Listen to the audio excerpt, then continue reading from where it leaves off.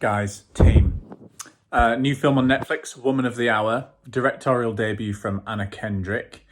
I am here to tell you that I fucking loved it. So I always like it when people who are reviewing stuff, they give like context to their own preferences. So my preference is that I love kind of a true crime drama. Yeah, true crime drama. I was thinking, I nearly had a stroke then. Yeah, I love a true crime drama. So like things like Zodiac and stuff like that's my meat and drink. Absolutely love it. So I'm going into this having watched the trailer. I was excited for it, and it's my kind of thing. But I was also a bit kind of concerned because it had been on the kind of release slate for a while. I think the film was finished in 2022, or it might have been early 23, and it's taken a long time to get like distribution. Anyway, it's come out on Netflix alone. I don't think it's got any cinema release whatsoever. Not in the UK anyway. And but I mean, to be honest, that'll probably mean that it'll get a much wider audience. Like, it's a bit oldie worldy to think that not having a cinema release is necessarily a bad thing for it. It's probably the perfect thing for a Netflix release because of things we'll come on to. But yeah, basically just to say I was ready to like this film, but I was worried that the delay in it getting distribution was because it maybe wasn't as good as it had the potential to be or as good as it looked.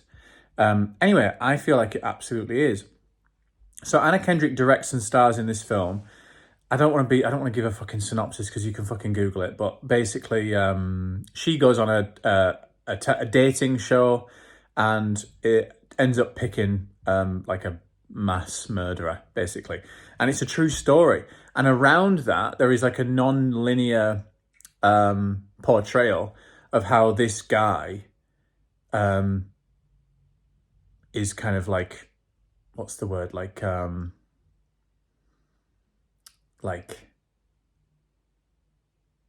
capturing, no, there's another word for it. It's like luring, that's it, women to the, wow, that took a long time, sorry. Luring women to this like really remote area and doing awful things. And it's brilliantly done. It's brilliantly done.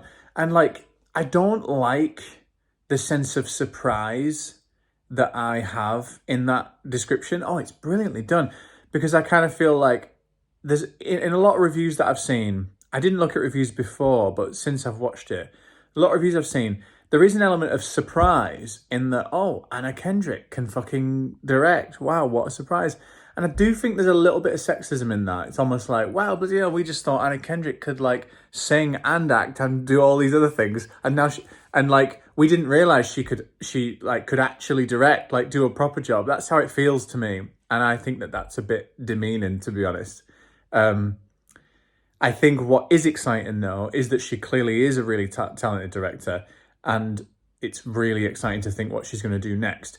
The elements of this that I think are most exciting in regards to her as a director are how lean it is. This film is such a lean film. So it's 90 minutes long.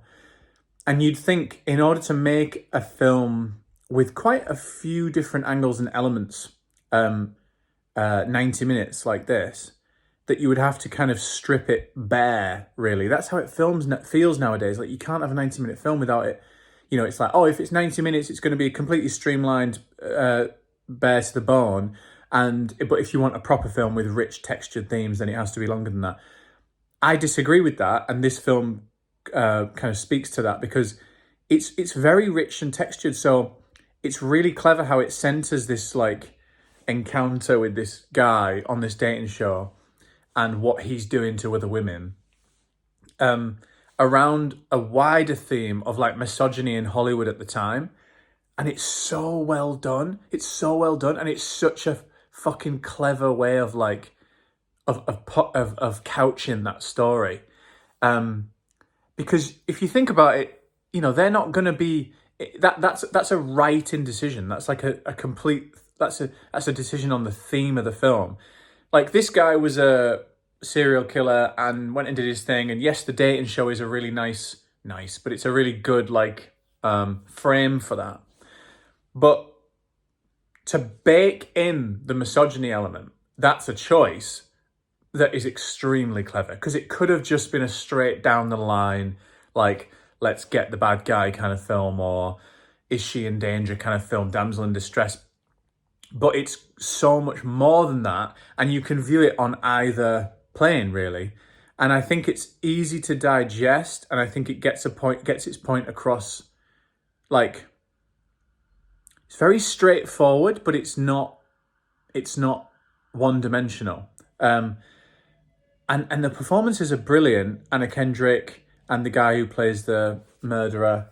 I just found it captivating. Like, there's not many times nowadays, like, I have to admit, and maybe a lot of people will feel the same, like, you know, second screening is a problem. When you sit down and watch a film, especially new films or often films you've seen already, and you're just getting your phone out and, you know, you're not really concentrating.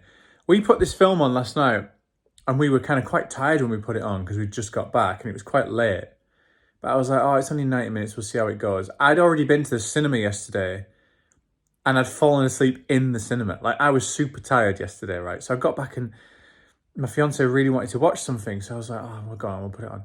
I was captivated. I didn't move for the full 90 minutes, which is, like, sadly, kind of unusual. Like, even if I'm not second screening, I'll be like, I'll go make a tea, or I'll just go break it up somehow. I didn't go to the toilet. I didn't drink any liquid. I didn't look at my phone. I didn't look at the time. I didn't pause it. Like, it was just a pure viewing experience at home. And I normally only get those in the cinema when I'm not falling asleep, like yesterday. And that's credit to the film. Like, it was brilliant. And I think that I seem to be like thinking a lot more of it than the kind of consensus. Like, I seem to like it a lot more than consensus. I'm not saying the consensus dislikes it, but consensus seems to be like, oh, well done, decent film, entertaining, let's see what you do next, kind of thing. But I think this was actually brilliant. Like, I think it's brilliant. And I think that the problem with not having a cinema release is that you lose the prestige of that. So, and a film like this needs, it kind of lacks that prestigious foundation for people to think more of it. I'm not making sense. It's almost like by releasing on Netflix, you almost mark something as throwaway, unless it's directed by Martin Scorsese, like the Irishman coming out or House of Cards coming out. Those things, there's very few things that carry weight and prestige when you release them on streaming. And it requires really specific ingredients. And unfortunately, like, this film, I think, by putting it on Netflix, you almost like label it as a slightly throwaway, like, true crime flick. When I think it's better than that. And I hope as years go by, it's seen as one of those, like, real big hits for Netflix, and creatively at least, I think people will watch it. And look back on as a really, really good debut for what's hopefully a prosperous career for Anna Kendrick as a director. I really hope so. Because I think it's better than it's being made out to be. And I think it shows so much promise in regards to the talent of the people involved, specifically Anna, first name terms. Yeah. So that was that. So I'm on Letterboxd. I'm trying to say this at the end of all my reviews now. I'm on Letterboxd. I'm on the same name, Fred Asquith, on Letterboxd. So I put my review on there. I give it 4 out of 5, which is like, for people who have seen my reviews on Letterboxd or on here, I do tend to be quite harsh with my star ratings, because I like to leave the higher stars for, like, when I'm truly, truly taken by something. And for me, it's a subjective thing. So it's not like if I don't give it 4 stars, it means it's bad. Like, for me, it's purely on enjoyment. Like, I can give something 3 stars but it'll be one of the best films ever made. It's just purely like, and I can recognize that, but still say I enjoyed it 3 out of 5. So this 4 out of 5 for me, I think it was really accomplished and massively entertaining, and yeah.